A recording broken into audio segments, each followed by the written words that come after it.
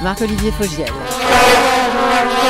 Aïe, ça y est, on tient enfin le coupable. On a identifié l'inventeur de la Vuvuzela. C'est un prophète zoulou baptisé Isaiah Shembe. Aujourd'hui, ses héritiers vont même obtenir un pourcentage sur les ventes.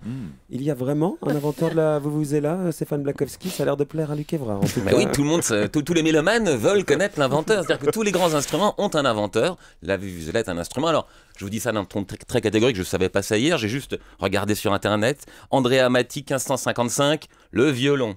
Johann Christoph Denner, 1700, la clarinette. Et puis alors récemment, encore, enfin plus récemment par rapport au précédent, le saxophone. Monsieur Sax. Voilà, Monsieur Sax, un Belge, en 46 à Paris. Et ben en 1911, lui n'a pas déposé de brevet, mais il a inventé la Vuvuzela qui s'appelle Isaiah Shembe. En quelle année 1911. Alors par rapport au saxophone, il n'y a pas un gros progrès. Pas un gros progrès technique dans la Vuvuzela.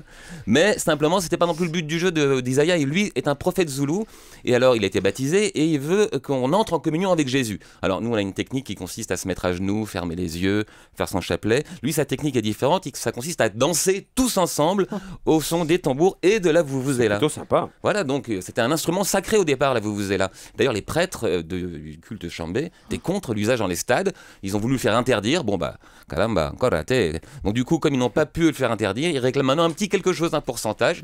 Et le principal fabricant de Vuvuzela en plastique en Afrique du Sud, apparemment, considère qu'ils ont des arguments solides, puisqu'il a dit, d'accord, vous serez dédommagés, ils n'ont pas encore négocié le pourcentage, mais ils devraient toucher un petit quelque chose. Voilà. Donc simplement, l'idée que cette religion Shembe favorise le fait de danser en permanence, un peu comme en boîte de nuit, ça aurait pu favoriser les Bleus.